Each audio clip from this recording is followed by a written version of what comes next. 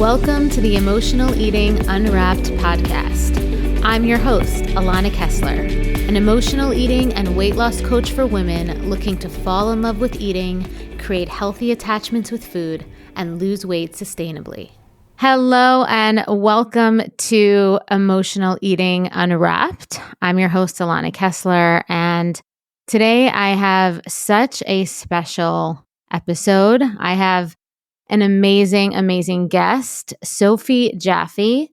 Sophie Jaffe is a mother of three. She's living in LA with her husband, Dr. Adi Jaffe, and she's an intuitive transformational coach, retreat leader, and founder of Philosophie Superfoods. So, hi, Sophie. Hello. Thanks for having me. I'm so excited. Yeah, I'm so excited to be here. Your name was mentioned to me by so many different people from my team, so many different people from, I think, our shared community. And I just love that one of your core values, I'm sure we share many core values, but one of your core values is intuition and connecting to your intuition and attunement. And I just want to hear how that value came about for you, how you embody it now, how you live from it now. And I just want to hear your story and, how you kind of became this person that you are today. Yeah. Thank you so much. Yeah. Intuition has been such a part of me for so long. It's hard to know how it was exactly formulated, created, because I do think there's a certain aspect to kind of being born, nature versus nurture, of course. I definitely came out being a feelings, deeply wise spirit, soul. And I recognize that kind of when someone's like, oh, how do you have abs after a baby? I'm like, well, a lot of it's genetic, right? It's kind of like that same thing. I came out deeply wise. My name means Sophie and Sophia, and Greek means wisdom. And so, it's funny. It's like, this is the chicken or the egg, right? Was it because I was gifted this name or there was pressure to be that? I don't think so. Regardless, I came out being very connected to my inner voice, to knowing from a deep level of that, we'll talk about it more, but this internal GPS was just online, and I just kind of kept trusting that and believing in that and sinking in deeper to that inner knowing. And just trust is a muscle, like an actual muscle in your body, the way to build the trust muscle is by using the trust muscle. And trust and intuition are very hand in hand, a partnership for me.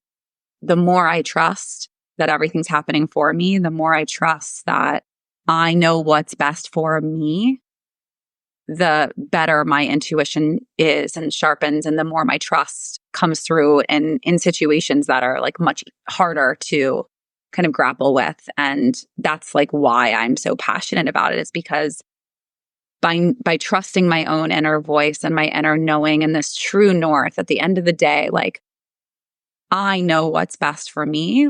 That's why I'm so passionate about it, because it's at the end of the day, that's what matters, is trusting that you know what's best for you. No coach, therapist, of course, people that love you can give you advice on things, but it's from their vantage point. And the better we know ourselves, the better we can make decisions and choices and build a life around that inner knowing. Yeah. I mean, I love that. One of the reasons, and I feel like I didn't do a great job of introducing why I wanted to have you on here as it relates to my audience listening. I was just so excited to have you on that I kind of jumped the gun on that. But one of the reasons why I really wanted to bring you on is because such a core tenet of, the way that I guide people to overcoming emotional eating and creating a healthy relationship with food and their body, even when they do want to lose weight, even when they do want to have abs, right? And even both and, right? Both things can live together. 100%. But the real important element, I think, and what is the biggest game changer is that ability to connect to your intuition. And it's a skill, right? And just like you said, it's a muscle. It's not So things like intuitive eating, I'm always like, you can't intuitively eat if you're inherently not connected to your intuition. Correct. Like you can't go read a book about intuitive eating and go and do it if you're, severed and disconnected from your intuition, at a deep level. Right. That's why it's so hard at first for many people that I've worked with, I'm sure that you've worked with. For myself going into this is it's not a diet. It's not a book you can read that's like, eat this way for 30 days and this will happen. It's not like that. You are the answer. You are the muse. You are the guru. You are the one that knows what you need to be eating, how much you need to be eating, what feels good, what doesn't. And the only way to really get to that point of that trust is by first tackling this beast that is intuition to begin with. And then once you start understanding what intuition is and trusting your own intuition, then you can apply it to movement and eating and parenting and living an intuitive life. But first, that comes with the practice of just like, what is intuition and how do I lean into it? And how do I trust when I have a lot of fear? Or how do I trust when I've been hurt a lot or have trauma? Like it's a bigger thing than here's a book on nutrition, study it, and then do it, right? It's much deeper than that. So much deeper. I mean, I'm a dietitian and I have been taught all of these different modalities from an expert, quote unquote, perspective, but also from living, my lived experience of being an emotional eater, being a food addict for so many years, dealing with eating disorders and, compulsive stuff and trying all that stuff and realizing that it really is connecting to yourself. And I'm sure you could speak on this as well. Part of connecting to your intuition and attuning to yourself is failing at it. And like reflecting back and realizing, oh yeah, so that didn't work out. Yeah. And that really, like that. And really connecting to wanting to feel good and seeing all of the quote unquote failures or even you weren't connected to your intuition as an opportunity to see how you could connect to it next time. It's funny because people understand when you're doing a diet where you read out of the book, do this thing for 30 days, don't eat this, do eat that. It's almost like easier to understand when something's a fail, but when it's less clear, like it is with intuitive eating, because the way that I eat, when I eat, how much I eat is very specific to my unique body, to how much I'm moving, what part of life I'm in, what stage of life I'm in, where am I on my cycle? Am I postpartum? Am I pregnant? Am I training for a marathon? Am I less active? Am I more active? What is my specific body? Like it is so unique. Yeah. It's not something that can be dictated to you through a yes and a no. The yes is how does it feel intuitively to eat that thing? And when you're really mindful and tuned into how something makes you feel, then you know where your limitations are. You know when you're full. You know when you're hungry. You can listen to your body's cues because our bodies are constantly communicating with us. But if we're not in communication with our bodies and we're forcing a certain diet or we're forcing a punishment of a workout or we're in a relationship that doesn't serve us or we're in a dysfunctional relationship with a friend or we're in a job that we hate, why, when we're overriding our intuition every single day, do we expect to then be able to intuitively eat, right? Like it doesn't work. You like we said in the beginning of this conversation is like, it starts with what is intuition? What is trust? How can I flex that muscle a little bit more today and practice? And then eventually it becomes much more of a way of life. And then you can apply it to all these different things. And then all of a sudden you wake up and you're like, I intuitively live my life now. And wow, that didn't happen overnight. But man, did I learn when I crashed. And man, did I learn when something didn't feel good. And that's how I knew how to adjust, right? It's the pendulum swing of like, oh, intuitive eating is just like you eat whatever you want, whenever you want to. Well, that doesn't feel good. Exactly. And then it's like, oh, and now I'm going to go back to that extreme way that I used to live. And I can't have this and I can't have that. And then it's like, oh, that doesn't feel good. It's so restricted. And then the pendulum swings and finds the middle. And that's where it is. It's not perfect. It's just balanced.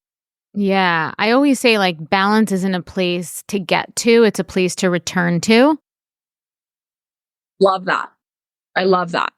Right? Like it's a place to, like, you're balanced if you know how to return to it As often as you can. the more efficient you can respond back to your own center. That's balance. This ability to be resilient. Like, oh, like last week, I drank 3 nights in a row. I don't really love alcohol. It's like my least favorite substance. If I'm going to do a substance, it's not going to be alcohol. But we had like, date night one night and like a glass of wine and we're at a by the beach and like, I want it. I'm going to have it.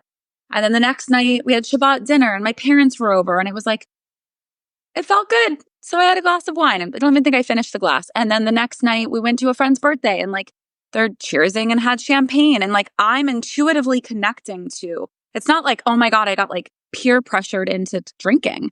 I made those choices. And when I make the choice to do something intuitively from that true north, from that true desire, whatever that desire might be, there's no judgment around what that thing is. To me, I got to savor and enjoy the process of having those drinks when I don't drink very often. And there's so much negativity around alcohol, which I appreciate. I appreciate the research. I appreciate the knowledge, especially for heavy drinkers. I think it's wonderful. I'm all about the movement towards, psychedelics and microdosing and all of the things. And for one person, what's a poison might be someone else's, medicine. And for last week, I slept great. I digested the wine really well. I had it with food.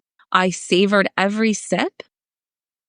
And that's what worked for me. And then, yes, are there still repercussions? Is my HR a little bit higher or lower? Or like, are things being affected in my body? Yes, but I enjoyed myself. And so I bounced back and I'm not going to drink this week not because it's extreme and I'm punishing myself, but because I'm giving my body a reset. And I'm saying thank you for allowing me to have 3 separate occasions last week where I drank alcohol and I didn't feel like I was in a terrible state, right? And instead, it's a relationship. It's a conversation with my body. Like, I love you. I'm going to just take a break. Not because it's inherently bad, but because I had such a good time and I don't need it this week, right?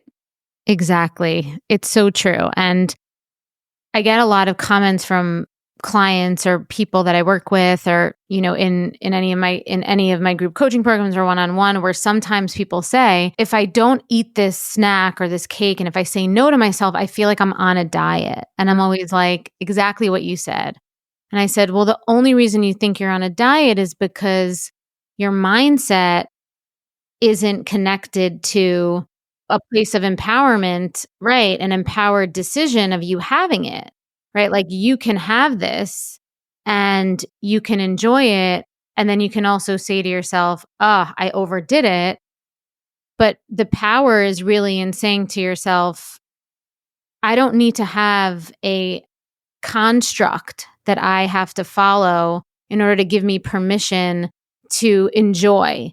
I can trust in the ability to build the structure as I go along and be willing to adapt and shift accordingly in the moment, right? It's like we're both yoga teachers, right? Like the moment to moment thing is so valuable. I feel like for me too, I could have an idea of what I'm going to eat in the morning, right? Like that day. And I sometimes do, right? But like you said, somebody will come over with like, I think, and I say this like, I love pizza. And like me eating pizza every week has become like massive for me because back in the day when I was struggling, it was like a battle, right? It would be in many ways. Well, it's labeled a bad food in our brain. And there's so much.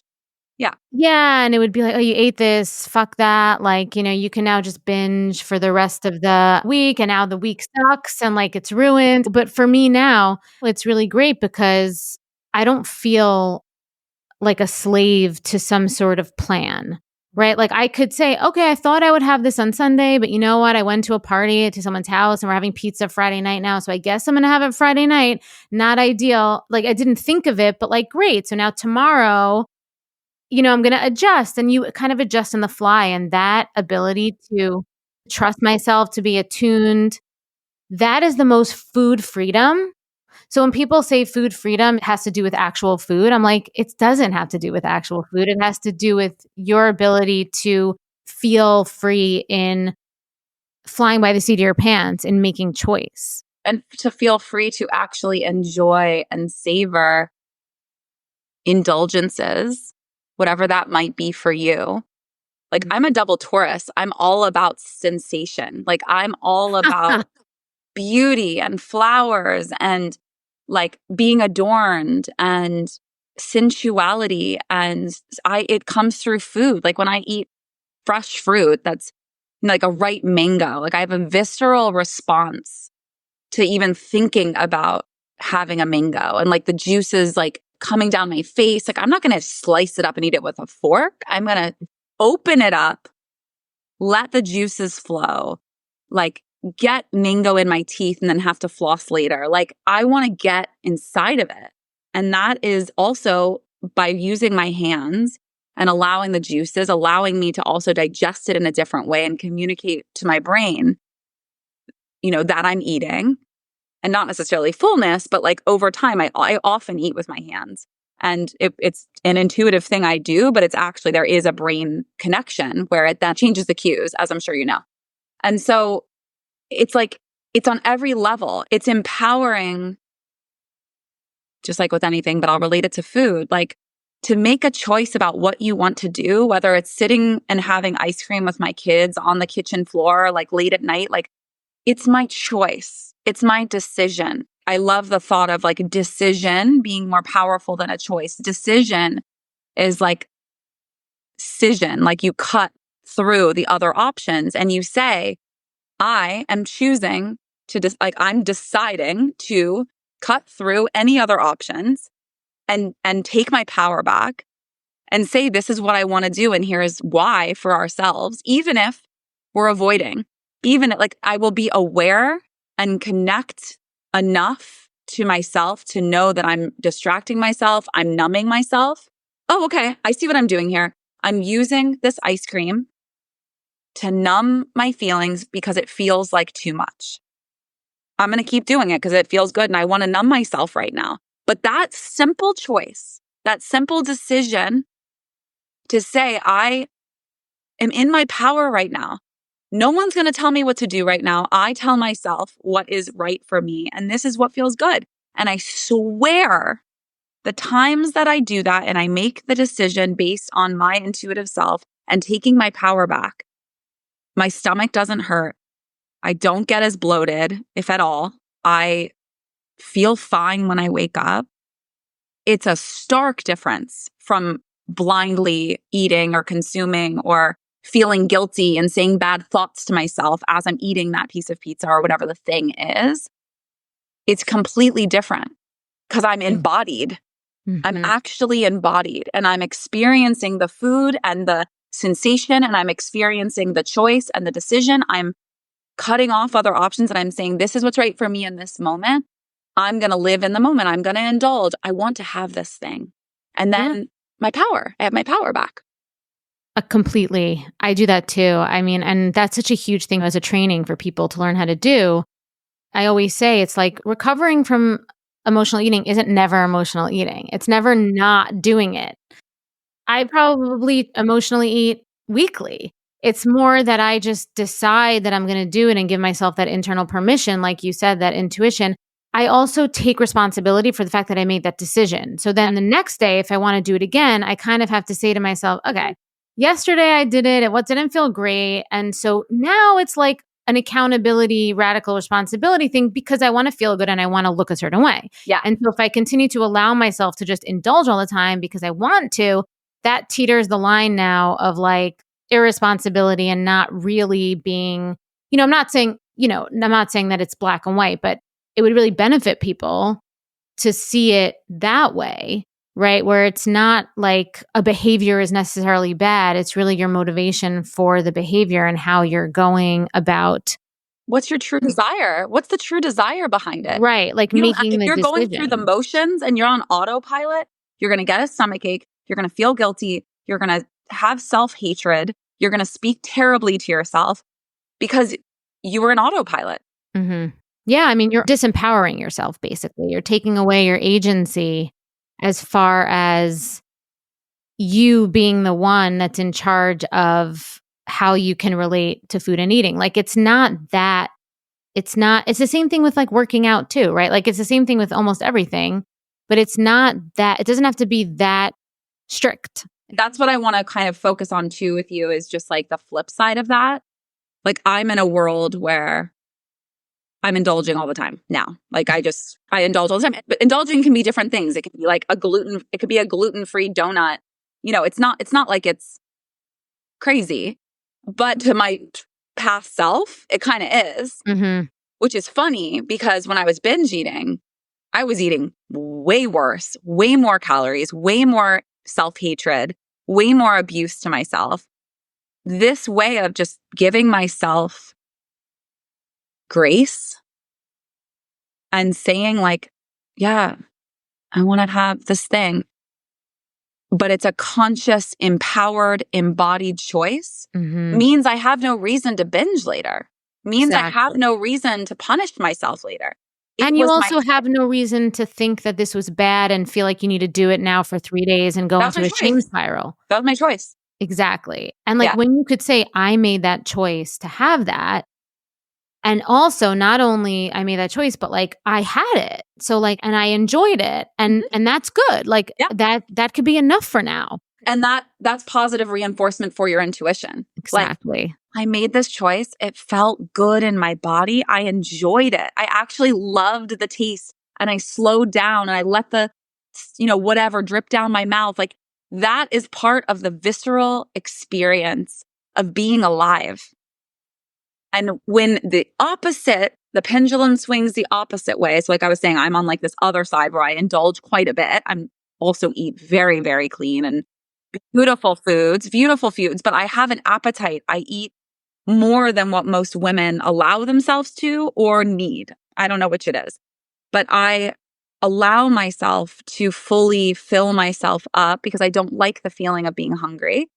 And I'm very active, and I'm a generator. I've got a lot of energy to burn, and I have a lot of energy that I do burn by moving and being active and being fully alive and engaged in my life. Just the brain power and being so present to the magic and, ugly crying on a regular basis from happy tears, because I can see from bird's eye view how beautiful my life is. That takes a lot of energy to constantly be engaged and show up and do the work and all of that. So that burns a lot of calories.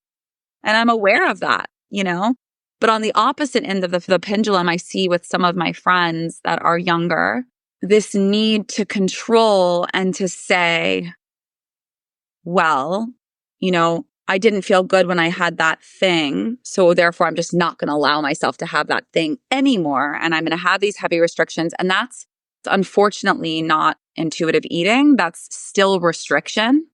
And so there is a nuance there. And I want us all to be able to look in the mirror and really notice our habits, because I think that we may call something intuitive eating, or I have food freedom because once in a blue moon, I have a piece of chocolate, or like, that's not food freedom. I give it to my clients straight. That's why they come to me. I'm not for everyone. I know I'm direct. Yeah, same. All I want is to cut through the bullshit for you, whoever's listening and this resonates with, or you're annoyed with me right now. I wish I could get those years back. 20 to maybe 26. I wish I could get those years back of obsessively weighing myself, binge eating, punishing myself at the gym, punishing myself through cleanses. I can't get that back. In the same way I help couples get through, cheating in their marriage or in their coupleship, I want to give you the shortcuts and the tools that I didn't have during those times because I didn't have the awareness and I didn't have the support and I didn't have podcasts like this. So I had to figure it out by slamming my head against the wall many, many times, but for a lot longer Yeah. than if I had a guide or someone that spoke the language and had been through those experiences of pain and heartbreak over and over and over again when it relates to food or relationship. There are shortcuts if you learn the tools Exactly. and you have access to them. And that's what this invitation is like, if you're still in a place where you find yourself binge eating, which is one side of the pendulum, which does not mean you're intuitively eating. Because if you're binge eating, you're blindly consuming. Of course. Yeah. You're on autopilot. You're numb. If the pendulum swings the other way and you're still controlling all your calories, you're looking at macros, you're putting yourself into these restricted boxes of like, I don't eat after this time, or I don't this, or I don't that. And like, I will never say I don't do anything ever again. I will never say, just given my experiences, I will never say never about any certain behavior or thing because I'm human. Yeah. And that in itself is a restriction in a box.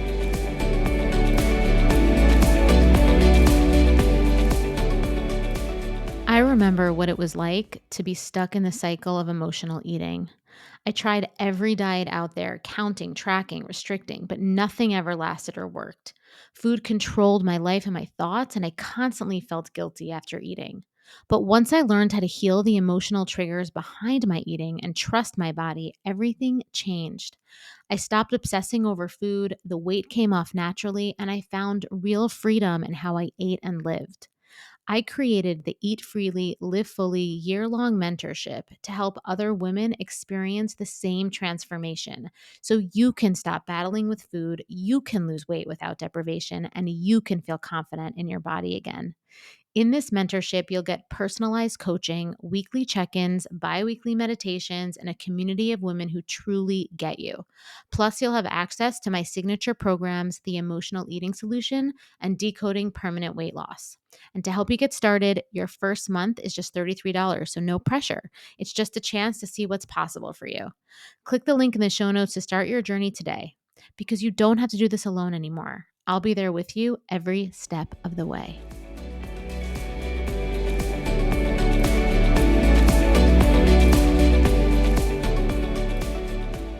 I mean, such a similar story. It's ultimately, it's about really not needing to look outside of yourself for permission, binging and that type of behavior as well. Like I struggled with binging and compulsive eating and, purging and all this stuff from the time I was 16 until I was 30, almost 30. So for me, it was 15 years of huge struggle. And even in the years that I was practicing, I started practicing yoga, I was 18 years old. So for me, I'll be 44. So for me, it's like a long time. And even in those years, I was doing both, right? Like I was going to yoga and then the rest of the time I was binging. So one foot in one door and one foot in the other, which is important. It's like, it's the footwork, but also you didn't have the resources. Like yoga is wonderful, but it's not like an exact path, right? It's like a slower, you get to know your spiritual self. You get to know your body through. Yeah, exactly. Like, I kind of just stumbled, blindly and kind of clumsily and courageously along the path. And also, I, created the systems and the methods to make it really fast and easy for people now to do it themselves and have that sense of indulgence, but also really have that sense of accountability. And what your body needs. What do I really need and desire in this moment? Exactly. And feeling that balance, I think, of having yourself feel good all the time and also saying like, what are the different layers to which I want to feel good and where do I need to pull the accountability lever and where do I want to pull the flexibility lever? I think being able to sit with the feeling of discomfort of like, I'm going to kind of hold a boundary to myself, I think is also really important for people to learn how to do and not think that that's deprivation. I feel like that's very important and a way that's intuitive that I teach people. The difference between deprivation and a boundary with yourself, I think is really key. And similar to you, I work with a lot of women who struggle with their relationship with food, who also struggle with their relationship to romance and men and developing, romantic connections. and need support And with that. boundaries. Yeah. Exactly. Boundaries, expressing yourself, being able to indulge in pleasure in a way that doesn't exploit you. Because I think there's a lot of overlap where indulgence can go into exploitation with a certain mindset. So I do think there's so much to it. And I think more people being able to share this skill set of teaching women how to connect to your intuition and how to pull those levers that are very nuanced around boundaries and around pleasure and indulgence and radical responsibility, I think is extremely important, and so nice to have people that can share that. And that's the beauty of like how you do one thing is how you do everything. That's the beauty of practicing in one area of your life. If you want more pleasure in your romantic relationship, you can channel that through pleasure, self-pleasure. You can channel that through pleasure through food, eating really beautiful, juicy, amazing, pleasurable foods, and practice. Like that's all it is just practice, and it's constantly asking yourself what's working and what isn't. It's all an invitation to look closer to ourselves. And it's layers of an onion. And when you close one door to something, it's going to come through in another way. And when you push yourself in a certain way, stretch yourself to grow and evolve, it's like 2 steps forward, 1 step back, and that's just the learning process. And if we can trust that we're here for the journey, not for the destination. I will never have the perfect body. There's no perfect way to eat. Yeah. No one can write that down for me, including myself. It changes minute to minute. And I feel like that's really it, right? It's getting comfortable with there not being a resolution. That's actually what I coach the most on.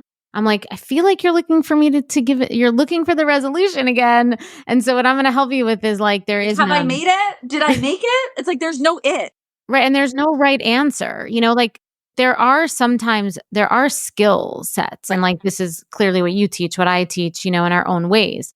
And there are skills and there are some tactics that you can have, right? So I like to say that. And when it comes to eating, I have tactics that I teach people, but never a rule or a diet. The tactics are always tactics that can be adapted and stretched and like can totally they're not like rules. They're not like, oh, have this amount of protein with this amount of fat so you can balance your hormones. It's like, if you take path A, then you do this. If you take path B, then you do this. If you take path C, then you do this. If you take path A and then it becomes path C, then you can go look at that and be that, right? Like it's all that. But it's really people getting comfortable with having a foundation and realizing that like the house isn't a permanent house. It's something that gets built over and over again every day, but the foundation and the building blocks are the same. And they're within you. The people you bring in to like help you put the windows in is irrelevant.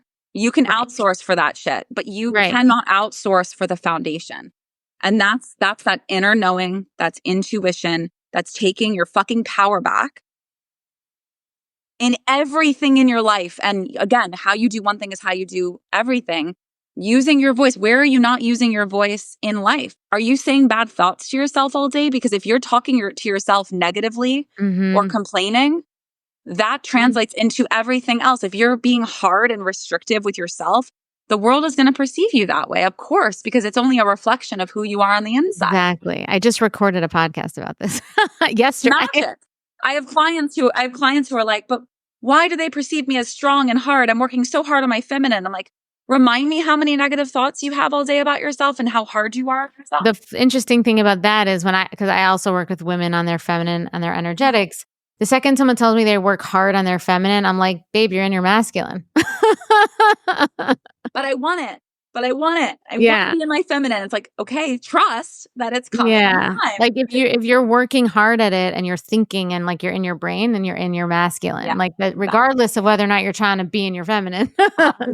100%. Yeah. So it's just so funny. Yeah. So yesterday I woke up and we had these like gluten-free sidecar, delicious, like gourmet donuts here. And like, I know my body. I know I need protein when I wake up, or at least something satisfying, ideally something that has protein, has healthy fats, you know. So I came back from dropping the kids off at school and I had the donut. And then my nanny came and then we split another one. And then I just kind of went off on my day and forgot. I never have a donut for breakfast, not because the donut is bad. I'll have a donut at 3 p.m. after my blood sugar levels are balanced and I feel good and I've taken on my day and I've had lots of protein. Like having carbs and empty carbs and sugar on an empty stomach is never the move. Never. Like it just won't feel good. You can, but for me, I don't want to feel that crash and I don't want to feel crazy. And then it was like noon and I was a mess. I had completely unraveled. And it's like in my mind, I like was moving so quickly. I wasn't in my body. I wasn't being mindful. And so I just like really didn't eat much because that's not even food. And it was sugar. And I felt like actual garbage. And so there was a learning in that. I'm fine, guys. I survived. You know, I didn't gain 10 pounds. I don't feel heavy and lethargic today. I just felt like shit. My brain was not firing. I was having trouble completing thoughts. I was so hungry. And I felt like all day I couldn't catch up to the protein and the nourishment. And so today's a new day. Exactly. I woke up, I'm good. And I had protein for breakfast. I had a big old breakfast of eggs and some chicken in there. And it was a shakshuka. It was delicious and beautiful. Yeah. And I enjoyed it so much more. Whereas yesterday, I might have actually taken that breakfast for granted because every morning I have these beautiful breakfasts and sometimes I got to just switch stuff up. Yeah. I got to just eat late at night. And like, I do believe there's actually in my body having those nights when I have cake and, you know, indulge and eat late at night and have some drinks or go out with my friends. Those nights are medicine for my body. And I do feel like it does something with my metabolism to switch it up, kind of like we change our shampoo, right? Because our body gets used to it. When you're always doing the same thing and you're in this pattern of the way things have to be, your body doesn't have time to like guess and readjust and be like, whoa, where'd that come from? Well, that's also why I tell people that when they do macros and they lose weight for the first time, I'm like, of course you are, because you're shocking your body into a new way. Like, it's not because this is the way, but like, tell me that 4 months later, you're not, you know, it's plateaued and you can't really do it as well because like your life, right? And you don't want to be obsessed with like with calculations and math forever. And so you stop and then weight starts creeping back on, or like then you start feeling anxious about making choices and decisions because like you never really did because you were following like a plan. And then the weight comes back on and then you go back to macros, try to lose the weight and it doesn't work. And it doesn't work because you're not shocking your body anymore into a new way. Exactly. That's exactly the cycle. And the cycle also is I can't trust myself to know what to eat and when. So I'm going to follow a diet or a book or a restricted thing or someone else's, you know, Bible of how they eat and consume, or I'm going to listen to some other dietitian or guru or coach instead of tuning into my own rhythm, desire, and intuition.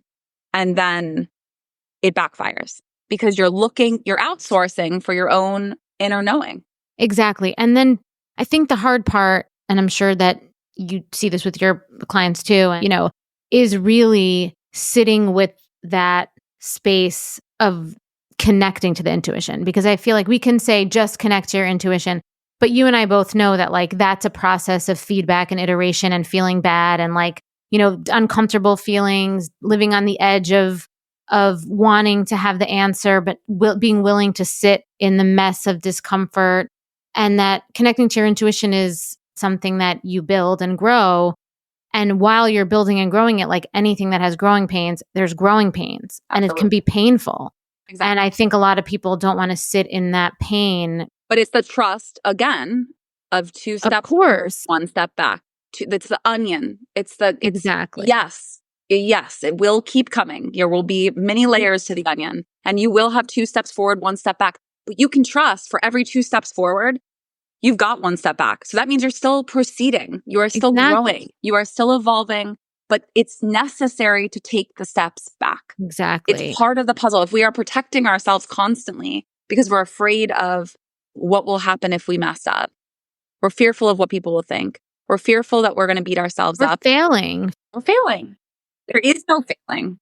Right. There is no failing. There is no perfect, right? It's just a process. And I think that once you can embrace it as all practice and all process, but being willing to pay attention to the process and then take the information and, assimilate it and laminate it into it so you can really be moving forward from the steps back. Yeah. Like we said in the beginning, you wake up one day and that's, when I tell my story, you wake up one day, you end up being there. You end up kind of being where you want to be. It's a process. It doesn't happen overnight. But the coolest part is that once I don't want to say master, but once you're fully embodied and practiced, it is such a beautiful, freedom-filled, liberated place to be and exist. Like, I'm so grateful I can go sit with any group of people at a meal and I will eat bread if I want bread. And I'm not terrified when the bread thing comes over, like get it off the table. I have no self-control. Like if I want the bread, I'm going to have the bread. And when dessert comes around, I'm not like freaked out by it. I'm not pretending to eat like little pieces. Just the games I watch women go through with themselves. And then the games that I went through for many, many years of like, I'm a vegan because that will allow me to control the menu and, the narrative of just all of this bullshit to cover up the fact that I needed to look at myself, sit with myself, and create the space to trust myself. And you can't trust yourself if you don't give yourself the space to mess up. Just like a kid riding a bike. Exactly. Like the hardest part about teaching a kid to ride the bike is you have to teach them how to fall. Yeah, exactly. So I like with yoga too. I feel like when I started to practice yoga, I practiced a lot of different styles of yoga, but what really helped me overcome my binge eating and emotional eating was Ashtanga yoga specifically, the repetition and like going every day and really kind of just having that familiarity that did give me that resolution, that feeling of knowing, but also I could see little wins in the same posture every single day. And like what really helped me overcome that fear of messing up or like being a failure or even just like putting myself out there in the world. Because as you know, like when you're living in a state of self-hate and binging and like just secrecy and all that stuff, you live in a very small world and everything is scary to you. And so what really helped me break free and become fearless was like falling out of headstand, like falling out of postures. And it changed my life. I fall out of handstands more than I hit them. Like, to be clear, I've been practicing yoga for 22 years. I've been taking yoga. For 20 years, I've been a teacher. I don't hit my handstands as much as I fall out of them. And I will never stop doing them because it's fun. And it's like, when I hit the balance, I hit the balance, just like with food. Great. I'm going to come back to balance. All good. It's not a judgment about whether or not I'm strong, good at yoga, a real teacher. It doesn't matter. It's about the journey. Yeah. And I learn something every time, right? Like every time that I try, I'm like, oh, that was an interesting way that I like lifted my leg or like I activated my like bandha or like, whatever it is. And so I feel like that also that ability to see the wins, the lessons, the process, and there's always something positive and generative that comes out of an experience when it comes to food, when it comes to yoga. And there's something new. It's like, oh, that I can go back tomorrow and I can implement. The fails are where the diamonds are made, the pressure, the lessons and the gifts, when we can recognize that every rejection is a redirection, when we can recognize that everything's happening for us, not to us, your whole life will shift. And that's a mindset choice, decision. It's a decision, cut out the rest.